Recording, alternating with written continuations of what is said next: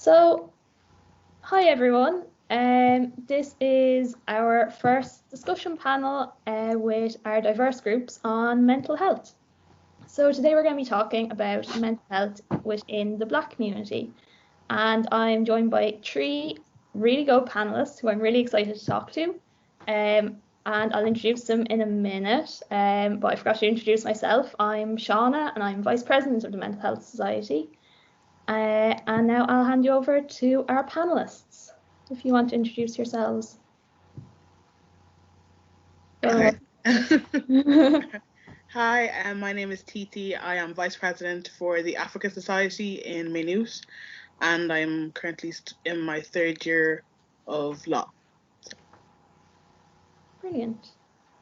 Hi, my name is Glory. I am part of the Literary and Debating Society. I am the my title is really long. It's really I am the literary not convention. Oh my God. Basically, I help people learn how to do poetry. And I'm in my second year in law and criminology. Very good.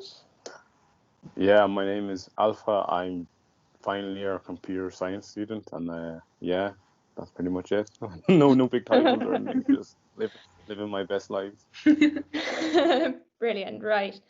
So I think we'll just get stuck straight into it. And the first kind of topic I want to talk about is generally, in a broad sense, what is mental health like for people in the Black community? Especially because I think in Ireland we like to think anyway that we in general have a good open relationship to talk about mental health, and we're comfortable talking about it and being open with it. Whether that's true or not, I'm not sure. But how do you find that within the Black community? Do you find this good or? Well, I'm from rural Ireland, so I'm from the countryside. So the Black folk that we have here might, like, people will differ. Like, if you're talking Black people in Dublin, their opinions will probably differ a little bit than Black people in the countryside. But like where I'm from Laois. We have a decent sized Black community, but I must say again, I'm also half white, so anything I say has to be taken with a grain of salt, because again, I am half white. But my dad's a pastor, and generally most of the Black people that I know tend to be quite religious, and therefore mental health is kind of looked at as a thing within the context of religion. I wouldn't know about you guys. Yeah, no, I agree as well. Yeah. I'm a bit the same for where I grew up in the countryside. So from that area, mental health isn't as prominent as it could be. A lot of people are just told that you just have to soldier on with things, and especially males aren't encouraged to express themselves or express emotions, because that can be equated to weakness to some. I don't know who made the rules, but it's somehow like emotions equals you're weak. So that's problematic, and I think we sort of knew this a while ago, but just as amplified by the pandemic, we really literally realize how detrimental it is for young men to just have that mindset. So Yeah, definitely. Like, I would agree as well. Like, I'm not from Dublin. I'm from Meath, so I'm a bit on the outside as well. But here it's not really spoken about like that. It's not something that like you'd go home and be like, oh, I'm depressed or something. I don't think it's just not spoken about, but I feel like there are, like, it's the social stigma or the like negative connotations around like having bad mental health and like that kind of stuff. So I don't really think it's spoken about a lot in like the Black community. Yeah. And did you find when you came to college, were things better or were they kind of much the same in terms of like openness about mental health?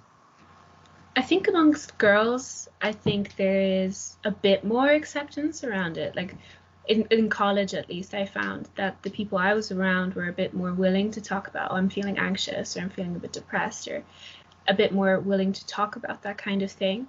But I find that, especially younger, like early teen guys where I'm from have this kind of sense of bravado they don't want to break around mental health, because it is seen as a weakness, like that, like Alpha said, like it is for some reason seen like you're weak, and it kind of there's kind of like a bravado around it that's that I guess kind of breaks down in college, maybe, I don't know. And I feel as well, like just accessibility, it's a little bit more accessible here. I know, like, just growing up in the countryside, it was just I wouldn't say taboo, but it was like, oh, people might avoid you if you just raise an issue. You know what I mean? Like, oh, just not going to engage with this person, or because I don't understand. So I feel like that's also in consideration. It's like, it's a lot more acceptable here and accessible. So I think that's what makes it that bit more relatable. Yeah, I agree as well. Like, it's more accessible in Maynooth and stuff like that. When you come here, I feel like if you were struggling, there are so many things. Like, we have the counselors and all these different things and these things available that even if you didn't, and the helplines as well. So even if you didn't want to meet someone face to face, you could go ahead and speak to them on the phone and not really give any details about yourself. So I feel like once entering, like, it was more like, it made me realize it was more large scale, if you get what I mean. Like, it was actually bigger than what I thought it was. So yeah. Yeah, I also feel like, I don't know, it's at the point where I'm questioning why it isn't taught to just leave inserts, that you actually have to go to college and actively look after your sanity, like, do you know what I mean? Because it's such a big deal, and you think, like, when you leave your small town, like, you get your great points, you get the university, that you're like somehow, like, you think that you're just going to be the smartest person in the room all the time because you come from a small town, and then you get there and it's like, actually everybody got the same amount of points that I did. So intelligence just isn't a factor now. It comes down to consistency and working hard, which people aren't used to. So it's easy to get shaken by that, and that's life experience. A lot of people just at that age coming into college just don't have that life experience. Mm-hmm. And you can burn out so easily, like in college. You really, taking care of your mental health is really important. Like, personally, I had a mental breakdown this summer because I'm the kind of person who will like work myself to the bone and then have a mental breakdown and then get up again and then work myself to the bone again. But now, because of that, I'm on like waiting lists for inpatient like psychiatric care. Like, it's like, it was a proper big deal, and something that I probably could have done a lot better was learn how to manage my mental health rather than just like pushing through and doing like being like a workhorse and putting a lot on myself and like learning to pace. And I think that's something that I think a lot of people probably struggle with, maybe not to the extent that I do, but struggle with being able to pace themselves and reminding themselves to take care of their mental health and do their studies. Yeah, I agree. I think that's really something that's lacking in before people come into college. Like, I know myself, like, my mental health really plummeted when I started first year in college, because you're not prepared for it. No one tells you about, like, how you're going to be working more for yourself, or, you're going to be on your own a lot more, things like that. So I think that's really important and really good point. Just when we were talking about services there and the services that are available in Maynooth, would you think the services in Maynooth are pretty accessible, like in general, not just counselling, like in general? If you had any problems, would you kind of know where to go? I think so. I mean, other than like pandemic time, I don't know, because, obviously everything's kind of weird right now. But like when you're there in person, I had a concussion last year. I knew where to go for the doctors and like where to go for counseling. Like, I think it's pretty good. But I defer to the others. Yeah, I think it's one of the better ones in university, because I know from just, some are purely anecdotal, but a lot of other universities really do struggle with like facilities, because like, I mean, we have like, we have mental health, we have chaplaincy, we've like, we've the religious services just outside the John Hume building as well, to take people on, like, and you can do it anonymously, and if you needed more, you can be given more. So I think there's plenty of people who help you. Like, if you ask for help in Maynooth, like even the Access Office will do something for you. So, and as well, while I'm just here, like I'm the only lad here, but right now we're going through a bit of a crisis where the dropout rate for guys and for compared to females is considerably higher, and it's been like that for the last 10 years. So there is a point where a lot of guys just cannot cope in college and they just drop out. So we can see the effects of not being able to look after yourself, and there's many of factors involved in that, but a lot of it is like they just can't cope or can't find an outlet, you know. Yeah, like I would agree that all the places in Maynooth, like I know about them and you hear about them a lot. I think it's just taking that step to going to them when you do need the help. Like I think that's always the hardest step, like Yeah. recognizing that, okay, this is actually like I need to get help with this, like, and embarking on that journey to going to them or ringing someone or something like that. Because a lot of times I feel like people don't necessarily want to admit that they're struggling. So it's like, I'm struggling, but I've been struggling, so I can do this again, I can do that again, or like I can get through it. I don't really need to tell anybody about it, but like a problem shared is a problem halved, like. So I think that's what I think anyway. So I'd agree. I think as well, like they are very welcoming, the services. Like they, you know, you wouldn't feel like they don't want you there, or that like they're not interested in you or anything that you're dealing with. So I do think we have really good services, and you can find them in the link tree that's linked in the Mental Health Society's bio. You should be able to find the services both in the university and also national services like Jigsaw or other services like that. Yeah, I just wanted to say as well, like we're not just. I know last year when I was working as the VP, we done some surveys and stuff, and the general consensus was that those people who did go did have a positive feedback. You know, there was people who didn't, but I mean, you can't like, especially because even right now, not just the facilities in Maynooth, just the facilities in Ireland is just being stretched as pandemic happens, and we're dealing with the repercussions of that, you know. So everything isn't going to be perfect, you know, which isn't ideal. But for the vast majority of people who have gone, have had positive feedback. So yeah, so take from that what you will. So yeah, brilliant. Oh no, there's the dog. Okay, I think she stopped. So within Maynooth, kind of carrying on from that topic, would you feel that Maynooth in general is like a welcoming place? Would you feel like there's much discrimination, or would you feel it's a good environment?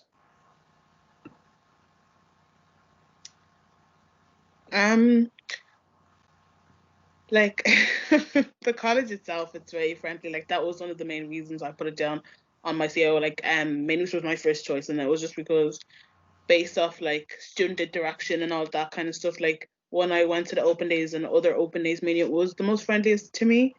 Like that's what I noticed straight away. But in terms of discrimination, I don't see it. Like I haven't seen it with lectures and stuff like that. The only time I will say I have seen it is with security. Like that's the only time I have seen it, because in terms of like, I don't know what can happen. Like people erupt, people handle their anger differently, but like in terms of someone, let's say two black males were fighting, and then they come in, they ask who was fighting, they get the two that were fighting, but then they'll proceed to kick all the black people there out. Whereas in comparison, if there were two white people fighting, they don't kick all the white people out, they just kick those two out. Do you get what I'm saying? So that's where I have noticed the discrimination. And even just like if you're trying to state your case or something like this, and it's just they speak to you in a condescending manner. So that is just like what I have experienced myself personally. I would say I'd definitely agree. I think one of like the main reason I put Maynooth as my first choice was like I had like a really hard time in secondary school. I went to an all-girls secondary school. It was super toxic. My mental health went like I didn't go to like 6 months of sixth year. I missed like 6 months of schooling. I missed like 4 months of fifth year. I was like, it was really not a great place for my mental health, and I wanted like a university that kind of cared about its students and had like a nice atmosphere, and that wasn't going to be super competitive like UCD or Trinity or DCU or any of these other universities, right? And I'd say that like the people can be like are very nice very often, but sometimes I see like the main issue would probably be like in like sometimes in societies you can have like racist incidents or like racially kind of dubious incidents. And I think that's where I see it a lot. I think there is like also the idea that I'm a mixed race person, so sometimes I get the benefit of the doubt comparing to people who are just like fully black. And like when it comes to issues like being with security or being with professors, they're more likely to give me the benefit of the doubt. And I see that very often where maybe my friends who are darker, they won't get that kind of thing. But yeah. For me, I just can only speak for myself when I say that for the most part, everything's just positive, you know. I think for pastoral care, I think Maynooth's probably one of the best universities, and everyone is just friendly. And I think Gloria just touched on the point where you don't want to go to this absolute cutthroat universities where everybody's just out to get everyone. Like, and imagine that for 4 years. Like no, that's not what we want at all. So from incidents, I can only think of one incident, and it was with security that happened that was racially ambiguous. But then again, I think even back home in Cavan, like plenty of that happens, you know. Like I'm just one of those people just normalizing trauma, like just, oh, it happened again, like, and I just move on, like I don't seem to dwell on it. So I feel like that's just a societal problem as well. You can't just say it's in a specific place. I think these problems will just always be there, and like they just always pop their ugly heads up. So for the most part, I think professionally and for as far as academia is concerned, I'm happy out, like, you know. That's good. That is good to hear. I do think in terms of security and stuff, it would definitely be off-putting. You know, if the security are treating you differently and you are considering, can I use the services in Maynooth, or will they treat me differently because security did? So why would they be any different? But as we were saying, we do find quite a welcoming atmosphere, and it is maybe just an issue in security that Maynooth need to have a look at. So we were talking earlier, I think, am I right to say we're kind of all from rural Ireland? Or ruralish, anyway. Yeah, ruralish, in and around. So how do you find, do you think there's a big difference in terms of like kind of racism in rural Ireland compared to more urban areas, or is it kind of the same across the board? I think there's a distinct difference, you know. Some of it is you can get ignorance that's uneducated and ignorance that is educated. So the line is that somebody can act a certain way, but once they are told and informed, they change. And the others can act a certain way, but when they're told and are informed, they don't change. That's the problem. A lot of rural Ireland is like it's just curiosity and not finding a footing and not knowing how to approach things. That's how I found rural Ireland is for most people. It's like they've never been exposed to this, and they're there generations. Like they're there, their father was there, their grandfather was there, and this is the first. So they really just don't know how to approach things.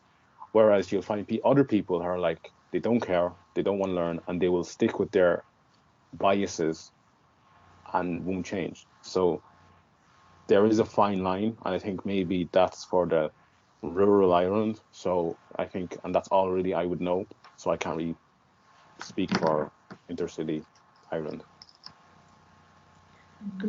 I'd definitely say something that really strikes me is that the most racism I ever faced was in school, teachers and students. That's where I faced the most racism while living in the countryside. Whereas like you would see people like every once in a while maybe say something offensive on the street. You very rarely actually meet that. You do kind of meet what Alpha said, is like people who just actually don't know how to handle a situation, and they might goof a bit, and then when explained kind of are like, oh yeah, actually that's not how I should be. The thing that hurts, though, is when you have teachers in rural Ireland, teachers who are trained, who should know what to do, who end up being the people who treat mental illness and or racial issues really badly. I know in my school there was constant issues with racism. I mean, I had a girl I said to a full table of black girls, just say, you were all born to be slaves, and all that girl had to do was give us a handshake and say sorry. But when we got in trouble for having colorful hair, that was like the world was ending. Oh my God, you have colorful braids. Like, but when somebody is calling me a slave or saying the N-word to me, sure, she's just making a mistake. But that's kind of, or like having teachers. I remember when my hair isn't in braids, I have an afro, and my teachers being like, oh my God, like not even asking, just going to touch it and then being like, it's so soft, it's like a dog, and stuff like that. Like, and then you think, you're a teacher, I don't know how I'm supposed to educate you on this property. Yeah, how do you react to that one? Yeah, like how am I supposed to navigate that? Yeah. I study science education, and like as someone who studies with people who are training to be teachers, sometimes I just have so many questions, like, what made you choose this? But yeah, I think when it's coming from teachers or in schools, like, it's frustrating. What can you do?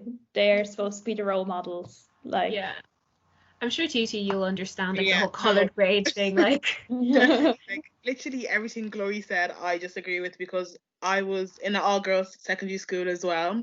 So we'd have teachers that would be like, they tell us we couldn't have our different hair colors, but there's like, we'd have braids. They say we couldn't have those colors in our braids, that they all had to be natural colors. Whereas there would be white girls and they dye their hair pink, blue, green, anything under the sun, and they won't get told anything. We'd have group of us, we just, at lunch you have your friends, you're in the corridor when they're trying to clean up the rooms or whatever, and teachers will tell us that we have to disperse because we're intimidating the other girls, and we just look like we are standing here having a conversation amongst ourselves, but we are intimidating the other girls. Okay. And then it's just like, in those kind of situations, like there's only so much you can do, because it's like, who do I go and tell about this now? The white principal, the white vice principal, or the other white teachers that have, like, I don't even know how to put it, the name of it. It's not racism at large, but it's I can't Systematic. think of the word. Systematic racism, that's it. Systematic racism that they're just not aware of, and it's just like, if I go and try to explain this to you, you're just going to be like, yeah, she was just trying to make everyone feel comfortable. Okay, so what does that mean for me? And then in terms of people, like in the community, like I'm from Navan and Meath, so it's not, one thing I will say compared to like the rural to the urban is that it's not that like big, as in I could be walking in Dublin, and if someone wanted to call me the N-word, they just call me it. But here it's more so they can think it, they can almost say it, but they won't get there.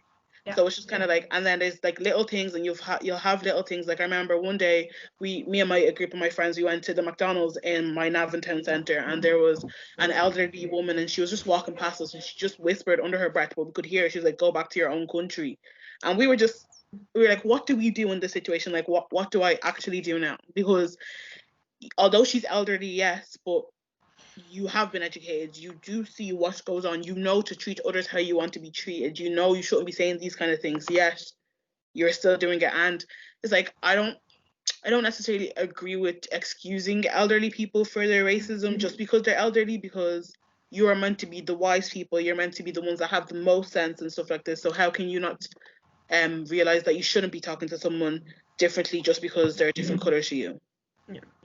Exactly.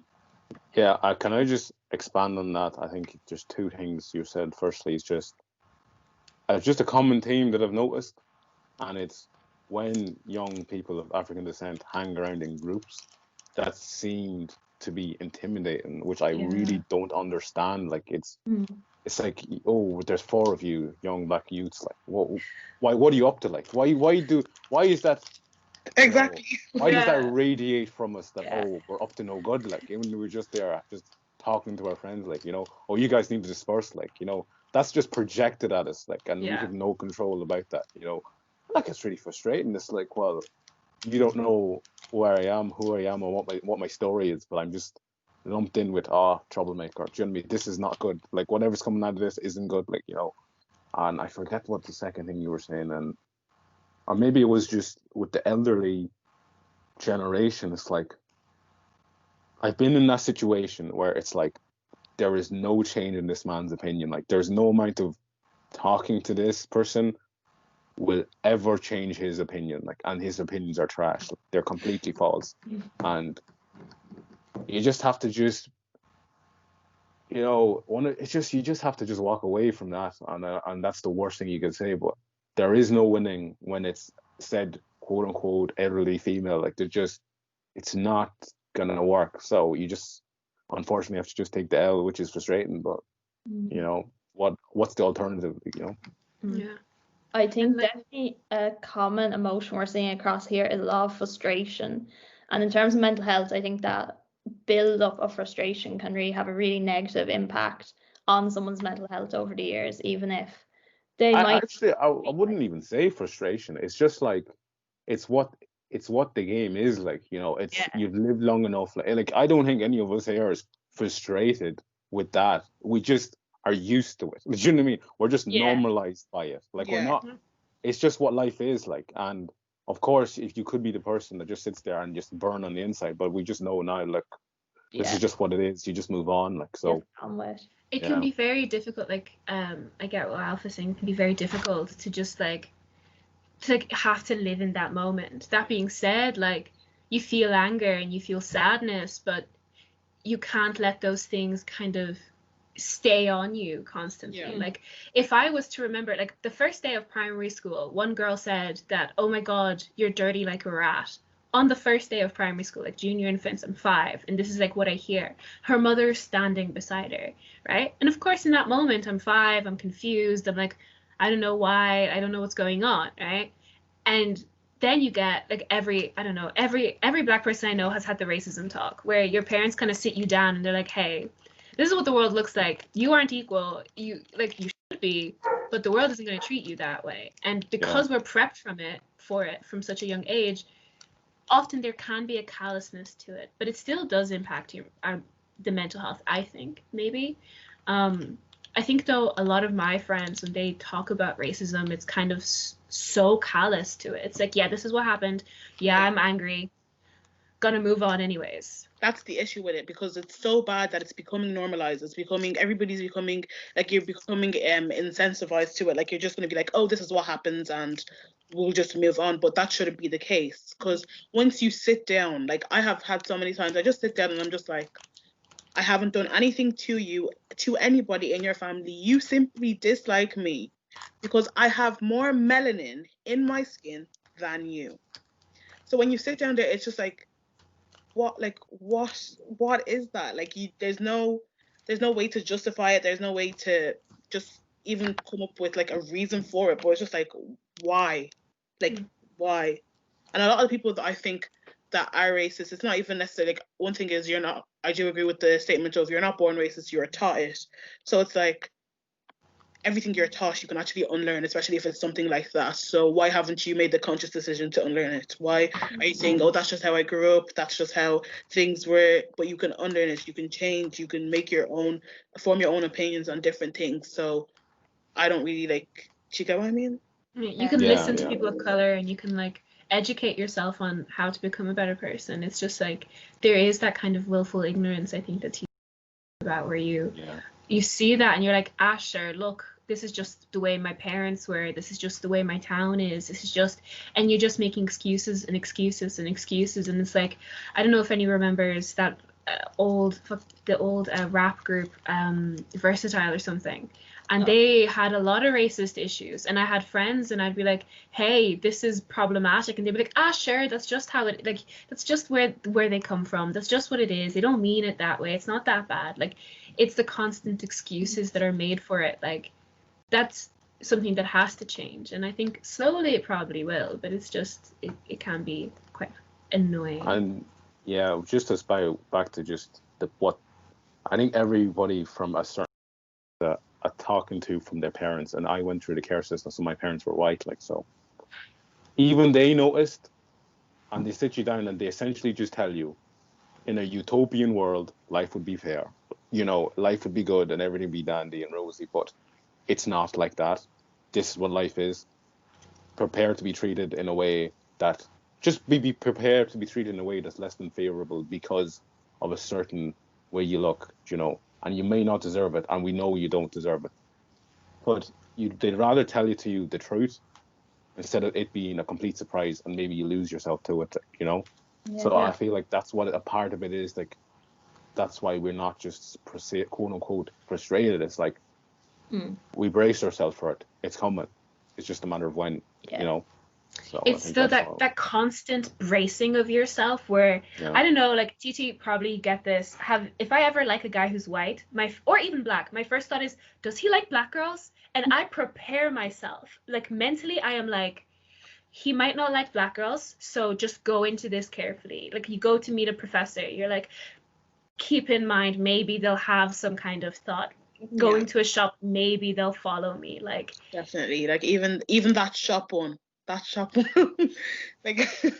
to speak about it, it's like you walk into a shop, everybody starts staring at you, or they start following you, and it's just like, or they try and make it look like they're not following you, or even if like I've had like, obviously there are the black community in Navan, especially like around where I live and stuff, is actually quite large. Like, there are a good amount of black people living here, so like if they go into, they'll say they're not allowed into the shops as a group and stuff, like, and I know they usually say that in shops, but I'll see the boys from down the road, the white boys from down the road, they'll go in a group of 5 and everything is okay. But when the black boys want to come in a group of 5, all of a sudden, no, we don't let that happen here. You have to go in singularly and everything like that. Or it's just, I get. Yeah, sorry, can we just talk about the shop experience, actually, for people who don't know?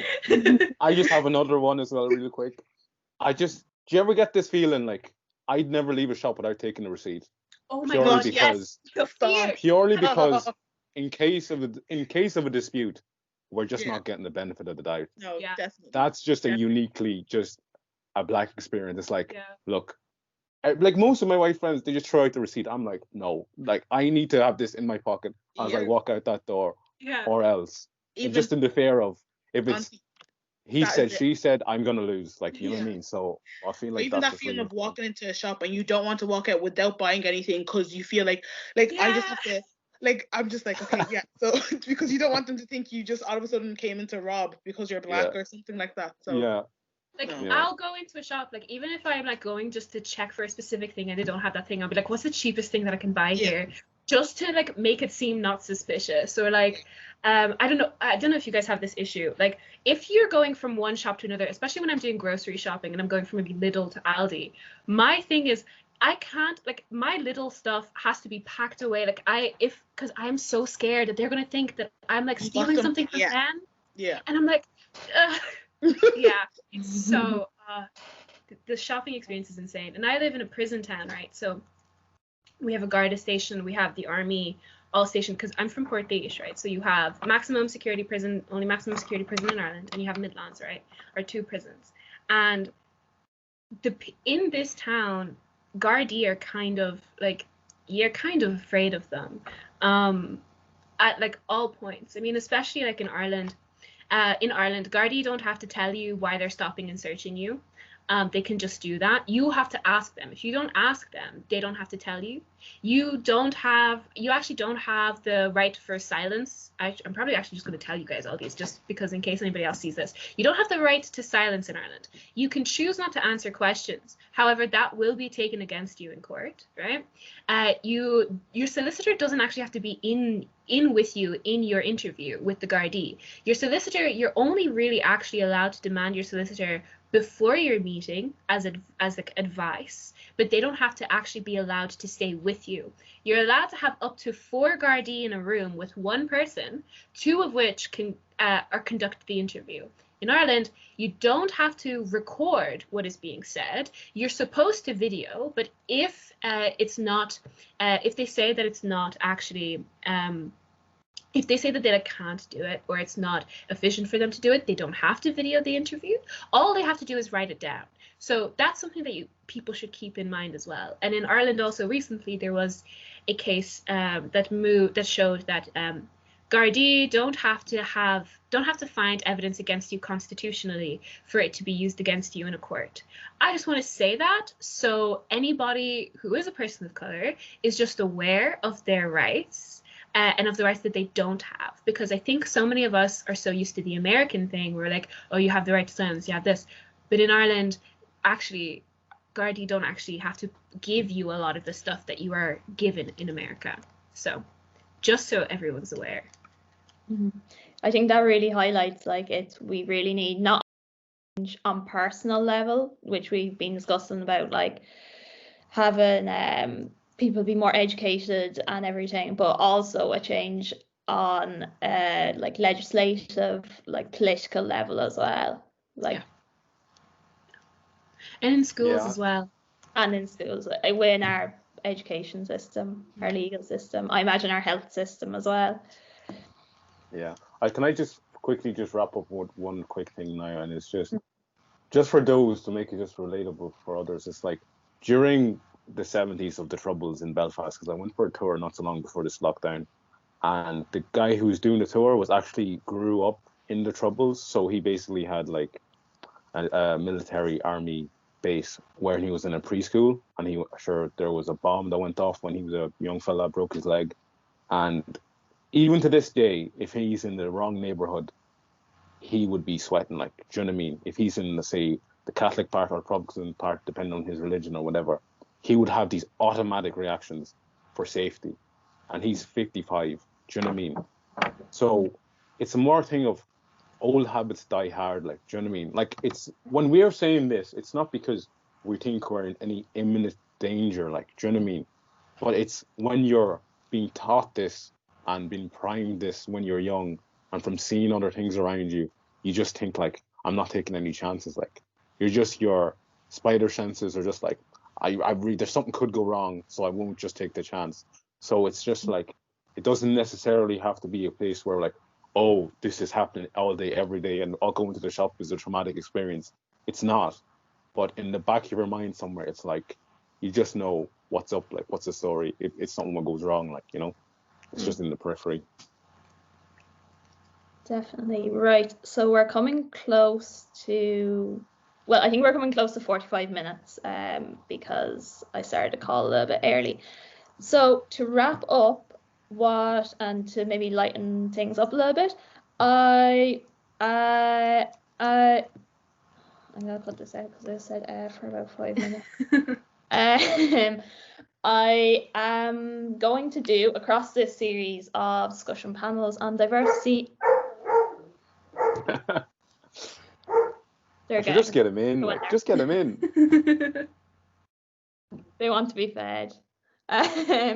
So I'm going to do a quick fire round of top picks on.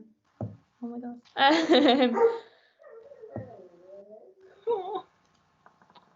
So cute. They get fed at 5. And it's 5 to 5 now, so they're going mad. Okay, so top picks on a book by a diverse author. We'll go one at a time. So a book by a Black author that you would recommend. I'd say Americana is a good book to kind of talk about an immigrant experience, especially I think for the older generation, like understanding like how our parents, what our parents' experiences of emigrating. Like the fact that sometimes like you would have been a really successful businessman in the country that you were in, and then you come here and like you're just driving a taxi or you're cleaning or something like that because your education isn't valued as much. And I think it's by Chimamanda Ngozi Adichie. She's a really, really good writer.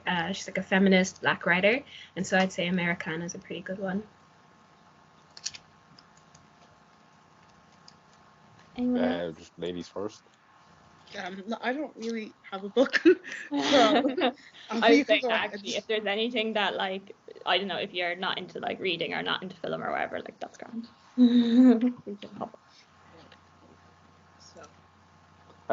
For me, I think if we're talking about diverse, I don't think any Black authors right now. I can't think of any, but I have 2 books. I've The Art of War by Sun Tzu. I have it here with me, and 12 Rules for Life by Jordan Peterson. So these are good books for just Brilliant. any human being.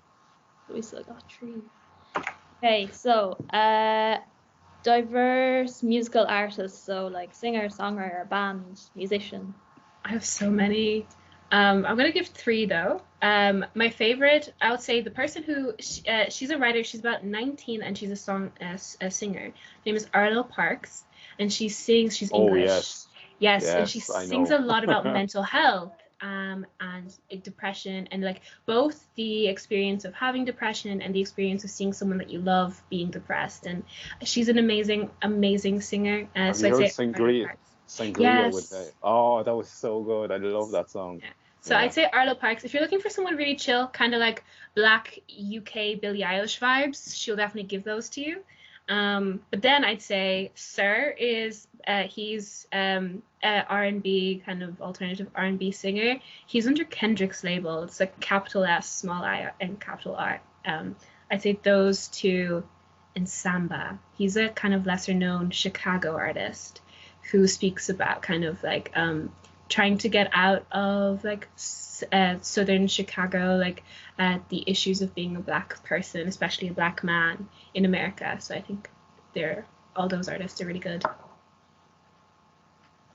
Yeah, in terms of me, like I listen to like the music I listen to more Afro beats and rap and stuff like that. So I don't think necessarily my music taste is gonna be that impactful or I need more Afro beats. Go ahead, sis. Oh, okay. I would say Burna Boy is one of my favorites. So He's amazing. Good shout.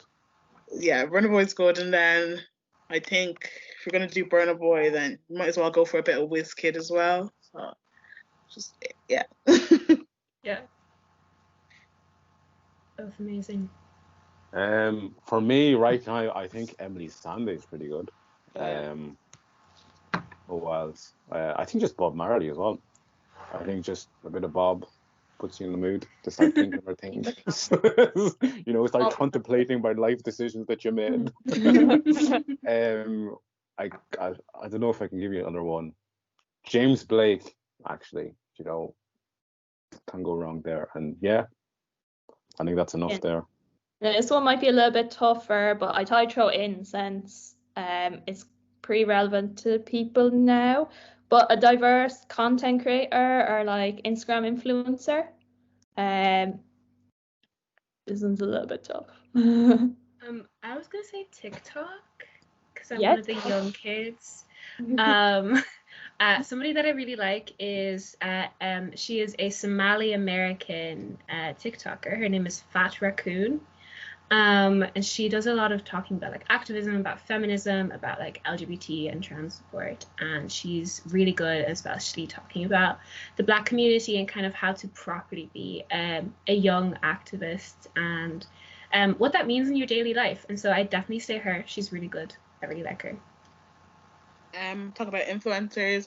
My favorite one is probably Nella Rose on YouTube because she's very current, very topical. Like she has her videos, but it's like she has videos that like they're funny and everything like that, but you can still identify with them and stuff like that. Like so, it's like the humorous side of the kind of stuff going on. So.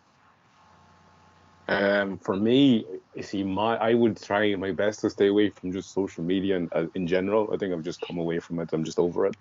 But I think a good person to listen to is Dave Chappelle and Maya Angelou.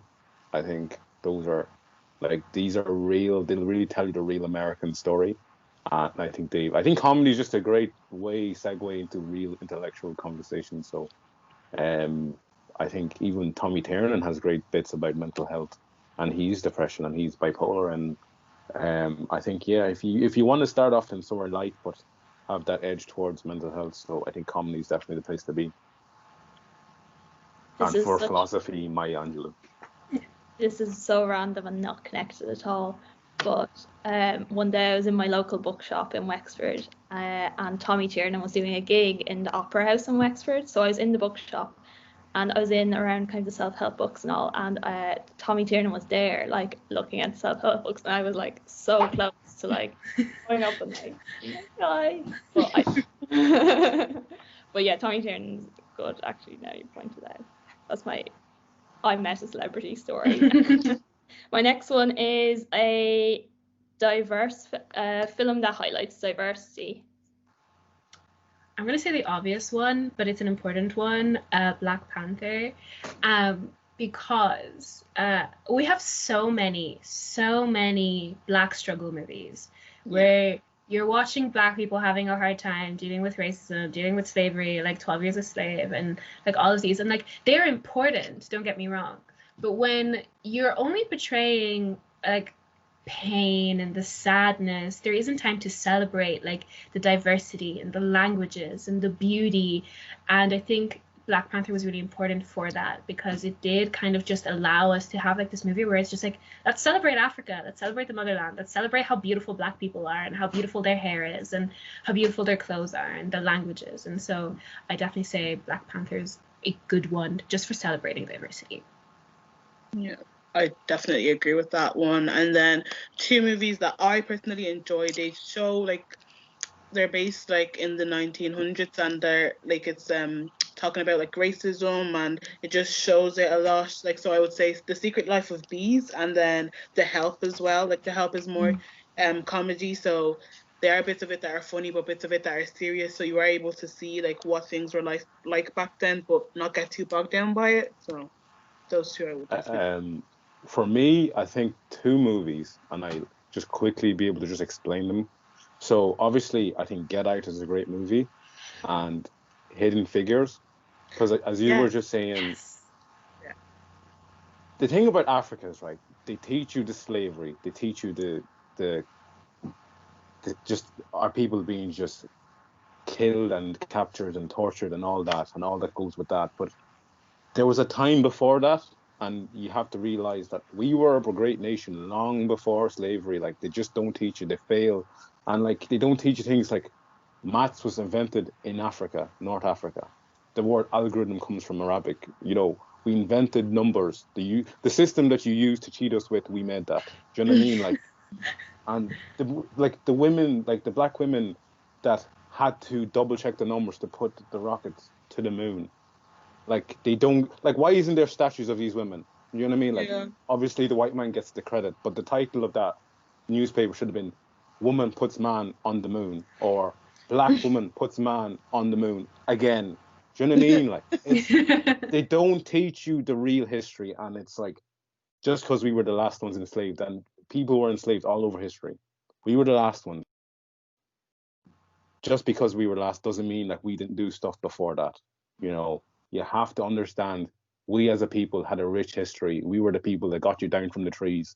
You know what I mean? Like, we done that. We done all that stuff, you know, and then we put you to the moon. Like, so I'm sick of this narrative that we're less than or something, like, when we've far more contributed to this species than anyone else, like, you know.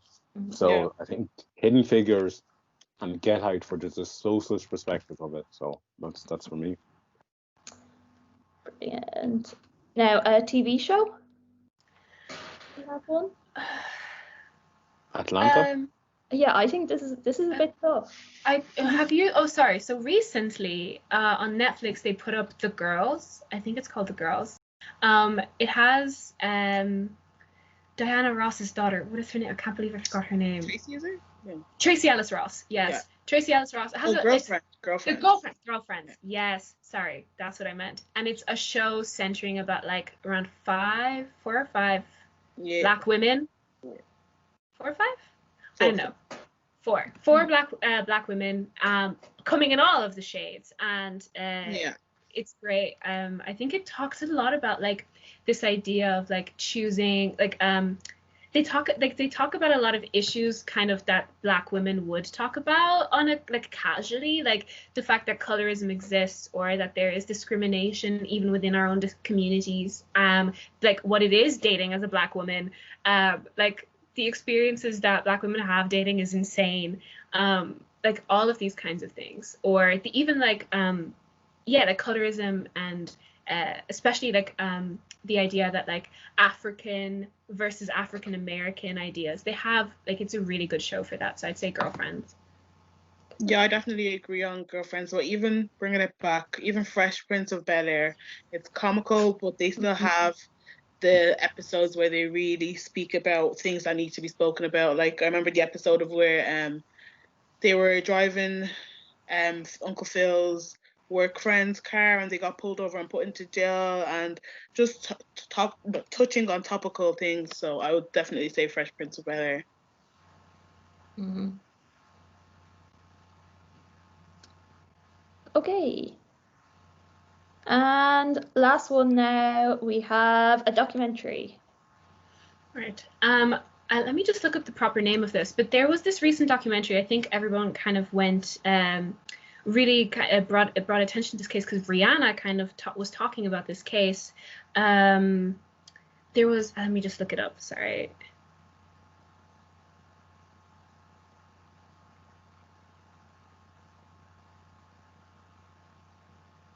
Oh yes, Murder to Mercy, the Cynthia Brown story. I think that's a really good one, especially because it highlights the issue of like Black young women being treated very differently in the criminal justice system in America. She was like a young woman. She was a runaway from home, and she was a sex worker, but she was 15, and like the guy who was pimping her out and like really just sexually abusing her because she's again like 15, like a child. She murders him, and they treated her very, very harshly. And it's a really good doc to kind of talk about like the treatment of young Black people, young juveniles as well, and Black people in general. So I'd definitely say that one. Also, Rihanna likes it, and if Rihanna likes it, it has to be good. For me, I would say the When They See Us case, that one that was done on Netflix, is so like I couldn't finish that. I cried every single episode because I was just like, no, I felt so sad. So it's definitely a good watch, and yeah, it's just a good watch, definitely. Yeah, I think definitely just the Central Park Five, and just it's completely very unwatchable. It's that brutal, and I think another movie like just unrelated, but it's just of what Africa can be is like Beast of No Nation, and Idris Elba's in it, and that's another just absolutely devastating story of what Africa is currently, and that's why most of us had to leave. Do you know what I mean? And even Blood Diamond is a movie about how Africa was just absolutely pillaged from all. Like Africa is a rich continent, so shall I say? It's rich in resources, like, but it's still people still go in and take it and bring the resources to their homeland, and then they sell it off and they get rich off Africa, you know. And anyway, if you want to have an introduction to that, Blood Diamond and Beast of No Nation, yeah. Brilliant. Okay, well, I think that's us all wrapped up then, guys. Thanks so much for joining us, and hopefully we'll have this up in the next week or so. Yeah, so thank you all so much. I definitely there was probably loads more we could have talked about. The time went by so fast, but that was brilliant. Thank you all. Thank you. Thank you. Thanks for having us. Thank you. Yeah. Stop recording.